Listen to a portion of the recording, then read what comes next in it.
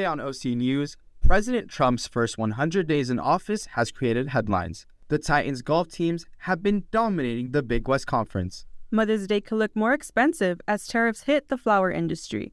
All this and more coming up on OC News. This just now in tech news, the first responder on the scene. There's been a lot of collaborative efforts. I feel blessed to be here in Fullerton. Brought to you by the Broadcast journalism students at Cal State Fullerton. OC News starts right now. Good evening and welcome to OC News. My name is Jonathan Mansour. And my name is Janet Huereca. Thank you for tuning in. In January 2025, Donald J. Trump returned to the White House, making yesterday his 100th day in office. Trump promised an ambitious second term with a pledge to enter in a new era of American prosperity. President Trump has made bold moves on the economy. In his first 100 days, he pushed for tax cuts, rolled back regulations, and introduced new tariffs aimed at protecting American jobs. The stock market saw early gains, but experts warned of rising prices and a slowing economy. Despite the big promise, Trump enters this term with the lowest approval rating of any modern president at this stage. Supporters call it a needed shakeup, but critics call it chaos. Either way, Trump's second term is already making waves across the country. President Donald Trump seems to be making headlines over his controversial deportation case nearly every day. President Trump suggested he has the power to bring Kilmar Abrego Garcia back to the U.S., despite multiple federal court rulings and his administration's long-standing legal position that it cannot. Abrego Garcia was deported to a prison in El Salvador in March, a move that courts later ruled was illegal. Trump now says he could bring him back, but claims, quote, lawyers don't want to do this, unquote. Trump and his allies insist Abrego Garcia is a member of the MS-13 gang, an allegation that his attorneys deny. The case now questions immigration and constitutional laws and who in the U.S. government is responsible for what many are calling a mistake. Thousands of international students face uncertainty as the U.S. begins revoking visas, sparking backlash from schools and global communities. Reporter Raylene DeLeo has more on the story.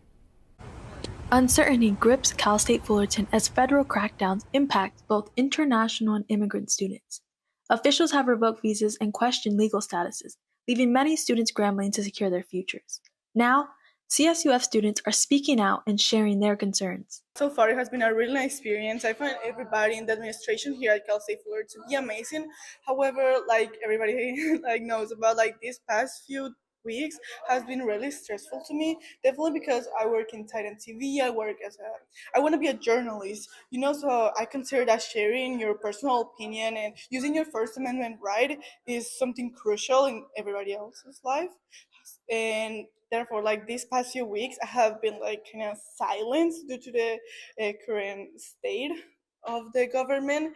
And it has really affected my life.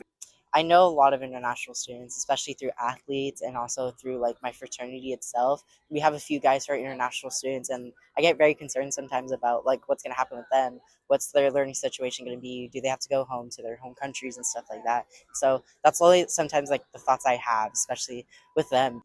I just thought that it was a bad idea to revoke the student visa overall, because I feel that eventually, once the students get their degrees, they can contribute to the economy.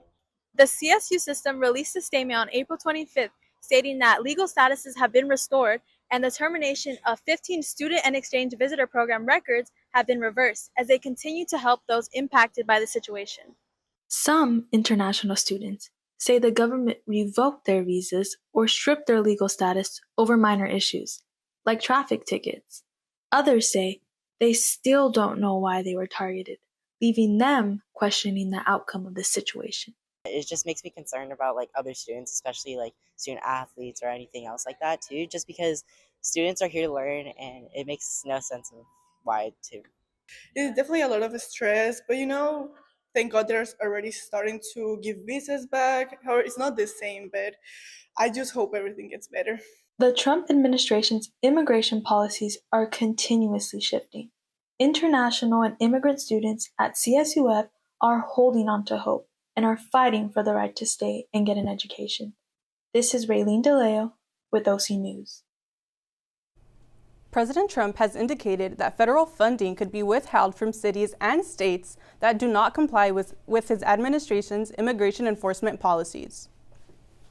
President Donald Trump has signed an executive order calling the Attorney General to identify sanctuary cities and review their access to federal grants and contracts. The goal? Suspend or even terminate funding. One of the targeted sanctuary cities, Minneapolis, is pushing back, arguing the order is not only harmful, but illegal. City law currently prohibits officers from enforcing federal immigration policy or asking about someone's status unless it relates to another crime. The White House argues cities must cooperate with federal immigration efforts, saying they're aimed at removing public safety threats. Minneapolis Mayor Jacob Frey says the city will continue to challenge the order in court, standing firm on where its priorities lie, addressing violent crime and protecting its residents.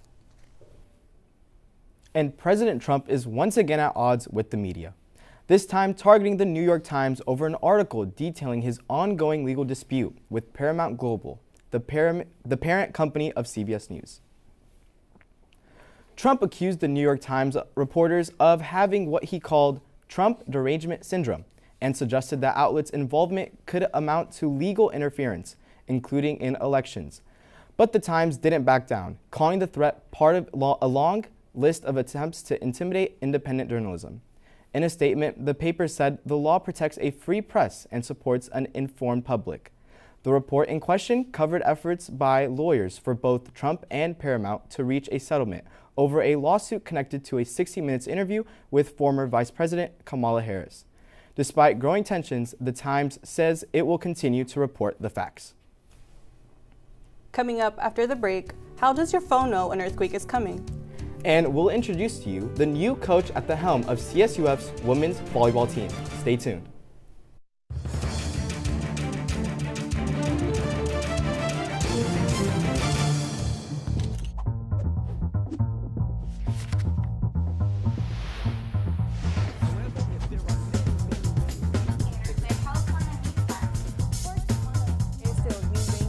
I have a question about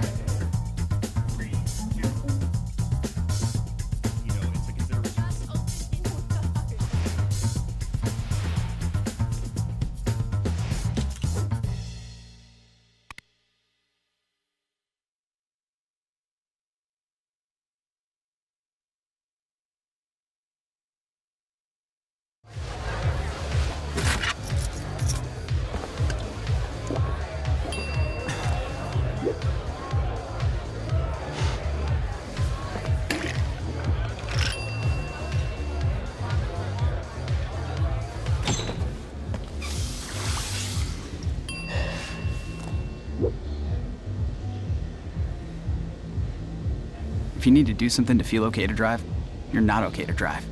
Don't drive buzzed. How prepared is your family if a wildfire shows up at your doorstep, or a flood, or an earthquake? You can't just turn away a natural disaster. That's why it's important to go to ready.gov/plan now. It has the tools and tips you need to make an emergency plan with your family.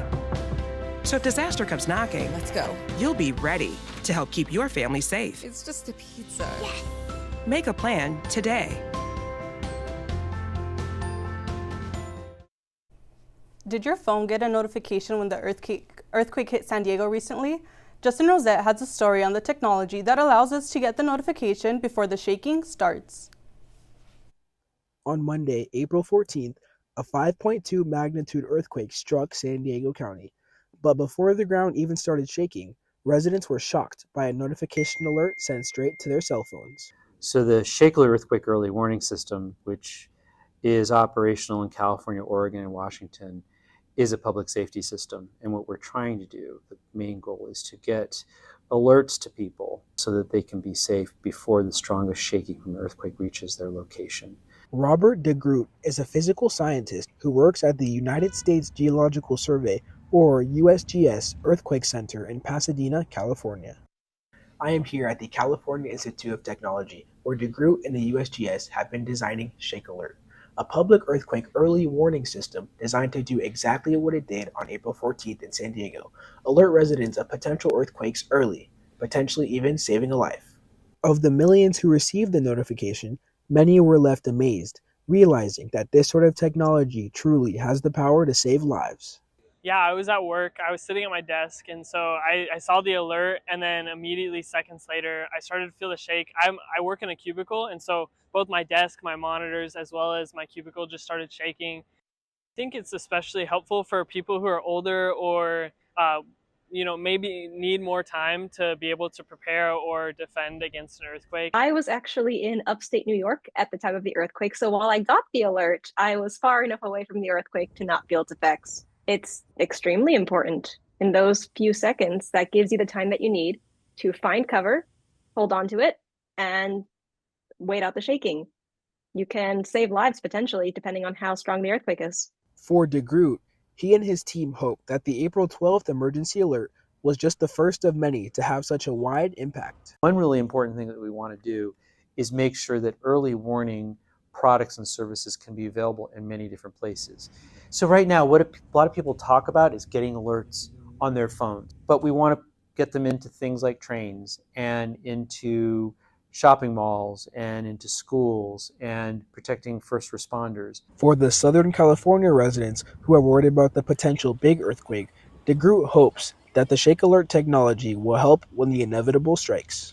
It's going to happen. We know it's going to happen. There are going to be big earthquakes here. They've happened in the past. They're going to happen in the future. That's just the reality of it. But of course, Shake Alert was really designed to deal with the biggest of earthquakes, the events that are much larger than even the one that happened in Julian back on April 14th. If you did not receive an alert for the earthquake or are interested in how to receive alerts like this, you can download the free MyShake app and make sure you have your wireless emergency alerts enabled on your smartphone. This is Justin Rosette signing out from OC News. California is ranked as the world's 4th largest economy, but for many Californians, that prosperity is hard to see in their daily lives. Violeta Sanchez investigates the growing wealth gap and what it means for young adults in Southern California. In Orange County, luxury high-rises apartments like these symbolize a booming economy in California.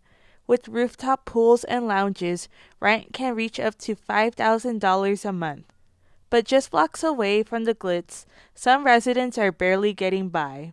Rent is expensive, and because the cost of living is expensive, those that have jobs are doing okay. Those that do not have jobs are not doing okay. On one side of the street, it's luxury apartments, enhanced security, and high-speed internet. On the other side, it's aging homes, rising rents, and families barely holding on. It's not about economics. It's about the gaps between two Californias living side by side. In neighborhoods that have houses built from the 50s are now renting by the room and still cost more than $2,000 a month. Tiffany Zamora is a part of the growing group of young adults who say the California dream feels out of reach. It's harder to hold your money for your own personal things, because as college students they want to go out, they want to discover what else is out here, and it kind of makes it difficult to I need to save money for my bill. I need to survive. Students like Tiffany juggle with school, work, and the anxiety of entering one of the most expensive housing markets in the nation. I had to be a little bit stricter on the things, because housing was a lot more expensive, and I think that's a lot with a lot of students here now, because I hear people's rents, and it's definitely $1,000 plus. It's nothing below, and it's rare to find anything below that. According to a recent study by the Public Policy Institute of California, nearly 55% of adults ages 18 through 34 are living with family, which is the highest rate in over 2 decades. Experts point to decades of restrictive zoning, underbuilding, and wage stagnation, all fueling the wealth gap. I think it's an affordability issue that needs to be addressed directly for lower income people. And I'm right back to housing again. If you've got to spend, more than half of your income just to have a roof over your head, that's a big problem. In a state that leads the world in innovation, the question now is, can it lead in equity? Because as California climbs the global ladder, more of its residents are being left behind. In Fullerton, Violeta Sanchez with OC News. A bloom of toxic algae has struck our Southern California coast recently. Reporter Hope Ferris has the story. Sea lions, whales, and dolphins have been washing up on our Southern California beaches recently. The culprit is a harmful algae toxin.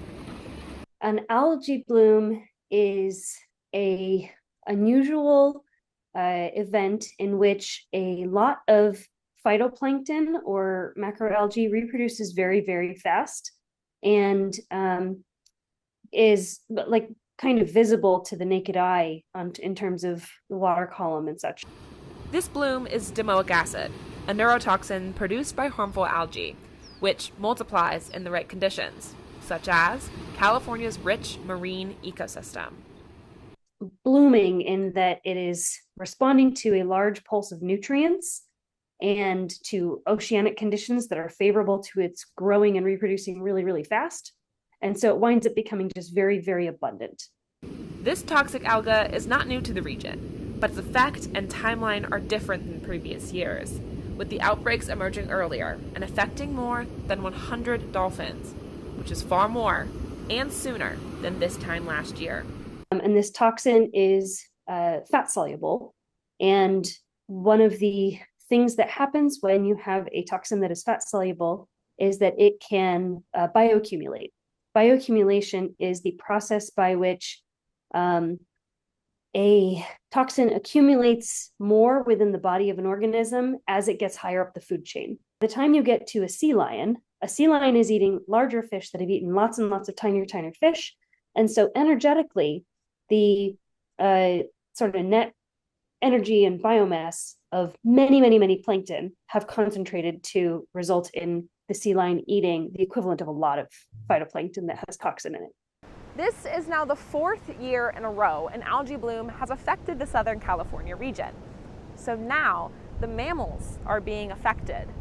It has become a regular occurrence to see sea life washed up along the beaches, like in Laguna Beach with its population of sea lions, or on the shore of Huntington Beach, where a gray whale was beached just earlier this month. Sure that they're not a danger to people around, and capture it, usually with like a net, and put it into what's essentially a large dog kennel, bring it back to the Marine Mammal Rescue Center. And the triage and treatment really depends on how advanced the condition is. A lot of animals, the only real humane thing to do is euthanasia, unfortunately. Researchers and members of marine mammal centers urge people to take precaution during these times, especially when seeing or approaching a marine mammal. With OC News, I'm Hope Ferris. The LA Kings have unfortunately blown a 2-0 series lead to the Edmonton Oilers. For the scoop on playoff hockey and more, here's Hope Ferris. Thanks, Jonathan. Before we get into everything about playoff hockey, let's talk about the real highlight of CSUF sports, both men and women's golf. Both men and women's Titan golf had spectacular seasons. On the men's side, they placed second at the Big West Championship with a team score of 17 under par. 3 players golfed their way to the top 5, earning them spots on the all-tournament team. On the women's side, we see a historic win with the women taking the Big West Championship title for the first time since the program was reinstated in 2009, winning by 13 strokes after shooting 13 over par. The team dominated the 3-day tournament. The team is now getting ready for their NCAA regional location, which is set to take place May 5th through 7th. Now, onto the battle of one of the best sports trophies in history, something we have not talked about enough. Let's talk all about the Stanley Cup playoffs. Let's start in the East. In the West. Not my favorite, but we're going to talk about it anyway. We have the Jets and the Blues. The Jets won the President's Cup this year. They're slated to do pretty well, considering last season they didn't make the playoffs, but they did spectacularly well this year. As a first seed in the West, they played the St. Louis Blues, who were one of the last teams to clinch after kicking out the Boston Bruins for not winning. They are currently at a tied 2-2 series. Earlier this weekend, all the teams in the West were tied 2-2. Something crazy. The playoff series have been insane. We have the Stars and the Avalanche next. Pretty boring, pretty normal. We have back-to-back fourth series, a win, a loss, a loss. It is also tied it is now at 3-2 with Dallas leading. They play again tomorrow. And then Nathan MacKinnon, one of the star players for the Colorado Avalanche, is still trying to get his cup. We have everyone's least favorite team, the Vegas Golden Knights, playing the Minnesota Wild. Vegas is currently leading 3-2, much to everyone's disdain. And we have Marc-Andre Fleury, one of the best goalies for the Minnesota Wild, who is going through his last playoff run as he is retiring at the end of the season. And then, as Jonathan said, we have the Kings and the Oilers, who have met for the fourth straight season in the playoffs in round one. The Kings won both home games at the beginning of this season, at the beginning of the series, and are now down 3-2 to the Oilers, and it is sudden death for them. Tomorrow, when they play in Edmonton, we have Connor McDavid still trying to win after losing in the Game 7 Stanley Cup playoff last year to the Florida Panthers. He is coming full blood, and that game is going to be very intense. Everyone should watch it. I'm very scared for the Kings, needless to say. And then let's go to the East, which is arguably my favorite. We have the Battle of Canada, the Toronto Maple Leafs, and the Senators, the Ottawa Senators. And this is, the Maple Leafs are trying to make it through. They're trying to win. They're trying to do good. A Canadian team has not won the Stanley Cup in 35 years. And that's really intense when it comes to hockey. And then we have the Battle of Florida. We have the Tampa Bay Lightning and the Florida Panthers. The Florida Panthers have the highest percentage of winning. They won the Cup last year. It's a pretty average series. It's currently tied. It's actually at 3-1 with the Panthers playing tomorrow. We'll see if the Panthers will take a spot in round 2. I'm trying not to be biased here. We have the Washington Capitals and the Montreal Canadiens. The Capitals are currently up 3-2. They're playing right now, actually, with a 2-0 lead against the Canadiens going into the second period. Alex Ovechkin scored a playoff goal. Super fun. And Alex Ovechkin is trying to keep a go on his historic season after taking over Wayne Gretzky for the all-time goal scorer, almost at 900 now, pretty remarkable. And then we have the first team to make it into round 2. We have the Carolina Hurricanes and the New Jersey Devils, who fought very hard, but alas, did not make it through. Now, I'm not going to tell you who I think is going to win. You can make your own predictions on what I've said, but hockey is a superstitious sport, and I'm not trying to jinx my team. I want them to win. I'm sure all of you would too. If you have time to watch some playoff hockey, it will be going on the whole month of May, and make predictions on who you think will win. I have my favorites, like I said. I won't tell you. And that is all I have for you today in the world of sports for my final time this semester. Back to you, Jonathan and Janet at the desk. Last fall, the CSUF volleyball team finished with a disappointing record of 4-24 during the off-season. A search began for a new head coach who could bring new life back to the program. Peter Gibbs has a story on the new leader of Titan Volleyball. Oh, feed in! That's feed in! Once a Titan, always a Titan. Cal State Fullerton has a familiar face to be its new volleyball head coach, Nikki Cannon. It was such a tough decision for me because I genuinely love this place. And it always felt like home to me. When the head coaching position opened up, Cannon knew she had to apply. During the search, she showed promising traits to the CSUF search committee and co-chair Sarah Perry.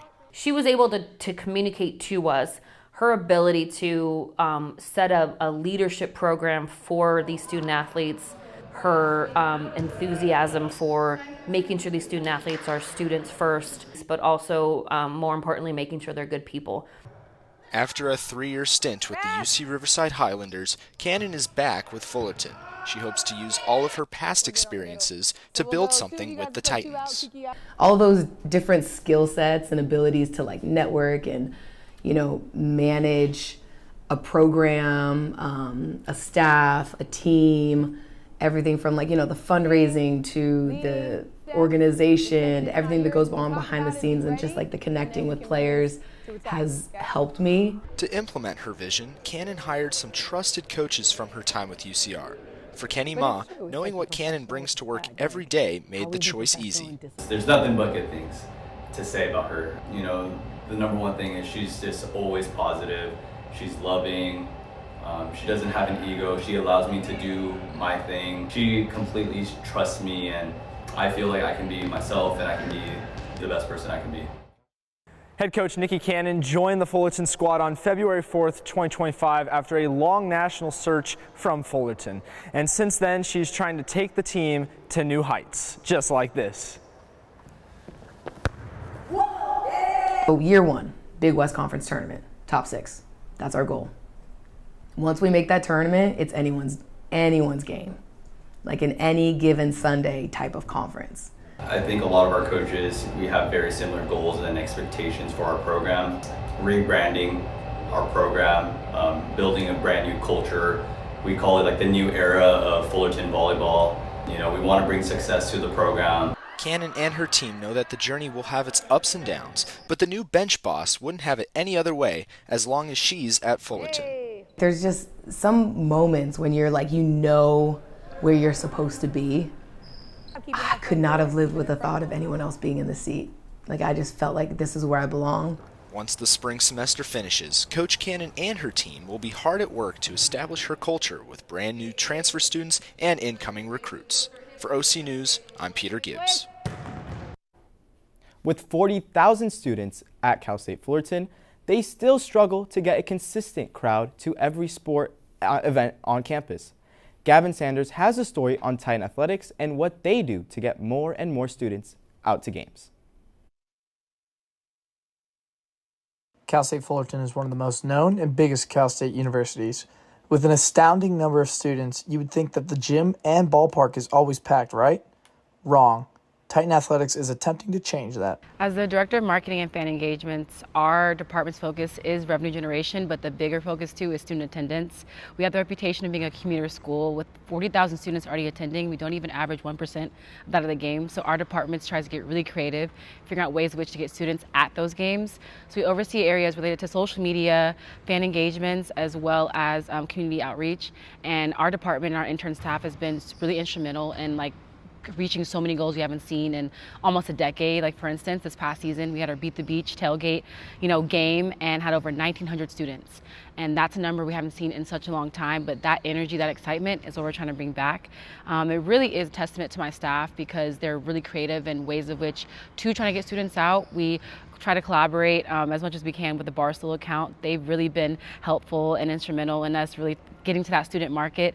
Even had a arm wrestling match with a carrot guy. That's something that students are familiar with. So trying to get creative with theme games too, like Country Night, our Swifty Saturday, and different ways that we can leverage and connect with the demographic that we're targeting. But I think as a former women's basketball player, I know what it's like to not have fans in the stands. So my biggest goal day in, day out is to just get them here, but then maintain the product, making sure it's fun. Our game day operations team does a great job, and we're learning and growing and adding each game. So it's exciting to see what's going to happen, but I really feel like we're taking, so many leaps forward. Titan Athletics is a vital resource to every Cal State Fullerton home game. They want to bring all the energy out of all the fans. They also want to make sure the fans have an experience of a lifetime and keep coming back. This is my second season as Game Day Operations Coordinator. In my role, I am the one that carries out the game day operations. So that includes our PA scripts, video board, the music, in-game promotions, all that kind of stuff. And that's really our product here at Titan Athletics, getting obviously the fans there, but then making them want to stay and have a fun, engaging experience for both the fans, students, alumni. And as an alum myself, I really would like to try to get people more involved, especially at the games. We can get people in the seats. Obviously we can't control winning or losing, but making our product something that people want to come to the game, so regardless of the result. That includes our promotions. We got a bunch of great sponsors. We got cheerleaders, that kind of stuff that we're in charge of. The mascot is part of my operations as well. So just making the environment fun for both the student athletes and our fans. I'm one of Carolyn and Bryce's interns. I work a lot of the baseball games and I hand out a lot of the promotions. It's really cool to see a lot of my teammates and just like the student body in the stands, but I think it would definitely be cooler to just like have more student body engagement at like games in general. Titan Athletics always gets the job done. This is Gavin Sanders. Stay classy, Fullerton. OC News. There are definitely some opportunities this weekend for student turnout. Definitely, baseball and softball will be playing in Fullerton this weekend. Coming up after the break, you may have to be more creative with your Mother's Day bouquet this year. And entertainment anchor Violetta Sanchez takes us inside the world of entertainment and Beyonce's latest tour.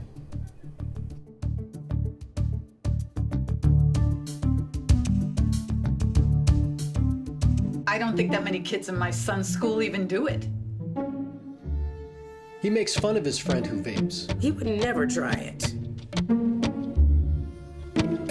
She's into soccer. She's on the honor roll. She's just not the type. No way. No way. No way. No way, my kid would never vape. Get your head out of the cloud. Today, nearly 8,000 kids will start vaping. Maybe even yours. Learn about the dangers at talkaboutvaping.org.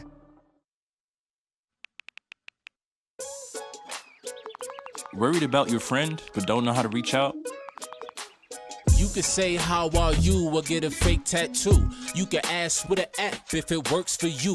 You could chat with them in VR, it's all good. If you think you should check in, yeah, you should.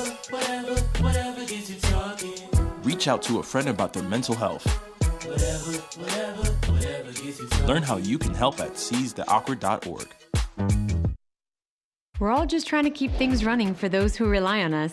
That's why we don't have time to be sick with the flu. We don't have time for delays. Ready! We don't have time for spills. Next. We don't have time for setbacks. Let's be real. Getting the flu shot helps you fight the flu. Get a flu shot for yourself and those around you too. STEM is precise, no margin for error. Dare to forget that. Dare to have fun with it. Get weird with it. Dare to send those old STEM theories flying past the neighbor's house into outer space. Dare to program something internet-breaking, record-breaking. Dare to blow their minds. Dare to learn the difference between sedimentary and metamorphic rock. Go find those rocks. Dare to keep daring. Dare to STEM. Check out She Can STEM to get started. Flower bouquets for Mother's Day might seem a little less colorful as the industry faces economic issues. Viviana Garcia has more. The route of farm fresh flowers to a mother's arms seems simple, but the venture from across the world is shaky. Billions of dollars of delicate goods are imported from South American countries each year, and with the intervention of the United States, the floral industry faces challenges. For a lot of countries, American relations have been ones of interference, occasionally military intervention, certainly of exploitation, and one-sided free trade. Dr. Newfield shares how the 1991 Andean Trade Preference Act made to reduce coca production shows U.S. involvement and aided in the Colombian cut flower business. To some degree, there's a bit of performance here. We're going to have trade. We're going to have bilateral trade. We're going to open up certain tariff barriers. We're going to create this relationship that justifies, in 1991, American presence, active role in the war against the drug cartels, against Escobar and the Medellin cartels in particular. So the fact that they had this flower trade seems to have been covering it up a little, right? It's like a fig leaf covering up the relationship that was developing. About 30 miles away from campus is the Los Angeles Flower District, the largest wholesale flower market in the United States, and it may be impacted this May. Vienen de Colombia, de Ecuador, de México. Ahorita está muy difícil la flor en Ecuador porque como está lloviendo bastante, está afectando a la flor. 15-year business owner says that May 10th, known as Mexican Mother's Day, sees the most sales, but things appear different this year. Por los aranceles todos nos están subiendo y no hay ventas y cada día va bajando más el negocio porque hay demasiada competencia y todo está subiendo. Last year, Colombia exported the most flowers to the United States, where the climate conditions are fit to produce high amounts of fan favorites. Hacerlo adecuadamente, el tiempo de que se le pone el agua y y donde deben de estar, si es planta del sol, en el sol, y la planta de sombra, pues en la sombra. Cut flowers' average lifespan is 7 days, but going the extra mile for a globally recognized holiday remains present. Mi opinión, que compren una planta como esta. Este es un anturion, que esto le va a durar mucho tiempo, mucho tiempo. Bouquets may cover the month to show appreciation to moms, and gratitude can also blossom all year round. Viviana Garcia, OC News. Now let's pass it over to Violeta Sanchez for the latest scoop from the world of entertainment, including stars, performances, and drama. Thanks, Jonathan. We've got a star-studded lineup tonight. Beyoncé is lighting up the stage, Kim Kardashian's robbery trial is coming up, and Ellen Pompeo gets her Hollywood moment. Get ready for a pumped-up good time. Priscilla Pointer, known for her roles in films like Carrie and Blue Velvet, has passed away at 99. She left a lasting mark on both film and theater. Let's take a moment to reflect on her life and career. Pointer's acting career spanned over 6 decades with notable roles across film, TV, and theater. She became a horror icon as the mother in Carrie, starring alongside her daughter Amy Irving. Pointer appeared in films like Twins and shows like Dallas and The Waltons. Starting on stage in the 1950s, she later transitioned to film, often collaborating with Amy and her former son-in-law, director Steven Spielberg. Born in 1924, Pointer was beloved for her warmth and remarkable talent both and off-screen. She passed away peacefully in her Los Angeles home, leaving behind a legacy that won't soon be forgotten. Beyoncé is back and making a bold statement. The superstar kicked off her Cowboy Carter tour in Los Angeles with a powerful theatrical performance that celebrated culture, family, and fearless creativity. Beyoncé opened her Cowboy Carter tour Monday night at SoFi Stadium in epic fashion, dressed in a white fringe bodysuit belting American Requiem as pyrotechnics exploded. Visuals behind her flash messages like Reclamation of America and flag-covered coffins reading History Can't Be Erased. The show celebrated Southern Black culture and family, featuring Beyoncé's daughters Blue Ivy dancing during the song America Has a Problem and Rumi during her Protector. The nearly 3-hour spectacle continues May 15th in Chicago. Nearly a decade after Kim Kardashian was robbed at gunpoint in Paris, the high-profile trial of her alleged assailants is now underway, with the reality star expected to testify. The trial of 10 men accused in the 2016 armed robbery of Kim Kardashian will take place in Paris. The suspects, mostly in their 60s and 70s, have been dubbed the Grandpa Robbers. Prosecutors say they pose as police, tied Kardashian up in her private residence, and stole nearly $10 million in jewelry, including her $4 million engagement ring. One defendant has admitted to being a lookout and even wrote a book about the crime. Another, believed to be the ringleader, has expressed remorse. Kardashian is expected to testify in person on May 13th, reliving the traumatic night that made headlines worldwide. Grey's Anatomy star Ellen Pompeo has cemented her place in television history, this time quite literally. The longtime actress just received her very own star on the Hollywood Walk of Fame, honoring over 2 decades of impact on the screen. The actress, who also serves as an executive producer on the show, reflected her journey and the city that shaped it. She thanked fans for their continued support over 21 seasons, saying the Grey's team is forever grateful.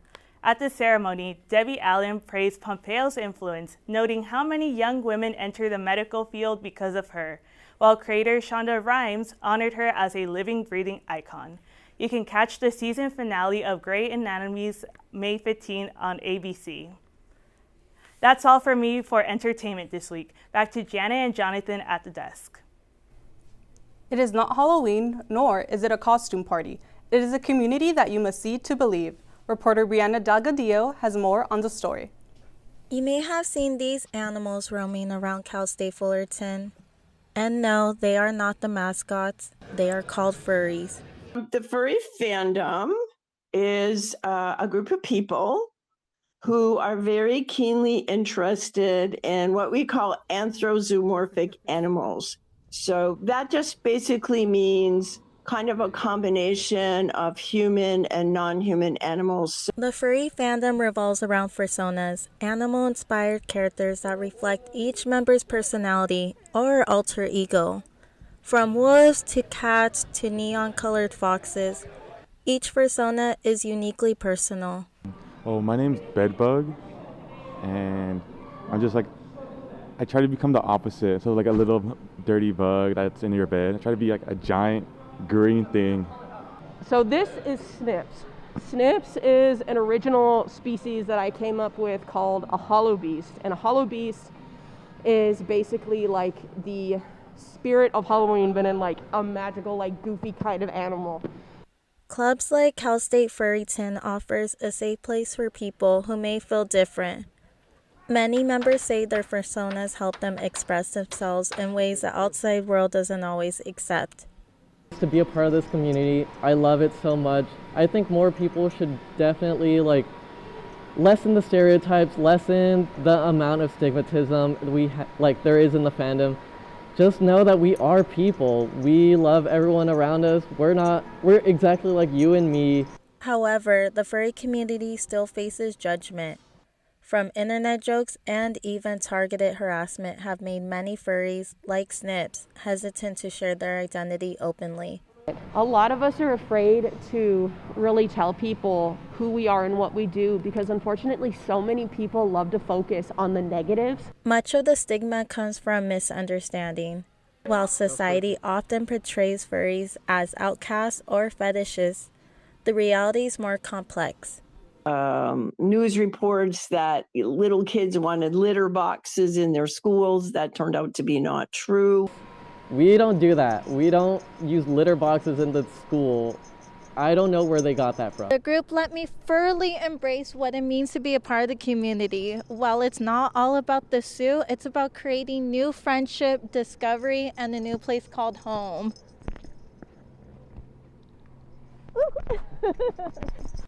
Whether you are a part of the furry community or simply curious, there's no denying that this subculture has found a welcoming home here at Cal State Fullerton. This is Brianna Dogadillo with OC News. At the Bronx Zoo, one baby bird is getting 5-star service from a puppet. That's right, zookeepers are using a vulture hand puppet to raise a chick without ruffling any more feathers. This baby king vulture isn't being fed by its parents. Instead, it's being cared for by a hand puppet. Zookeepers at the Bronx Zoo say some king vultures can neglect their chicks, so hand feeding is often needed to ensure their survival. But to avoid the chick becoming too attached to humans, staff use a puppet that looks just like a vulture. The goal is to help the bird develop natural instincts without human imprinting. The zoo shared a video of a feeding session showing the puppet gently delivering food, helping this young vulture grow up strong and wild. And my next life, I hope I'll come back as a baby bird. That doesn't sound too bad. Hey, maybe a puppet comes with that. Thank you for tuning in tonight. Our next show goes live shortly. In the meantime, follow us on social media at Titan TV, CSUF, and at OC News, CSUF. Have a good night.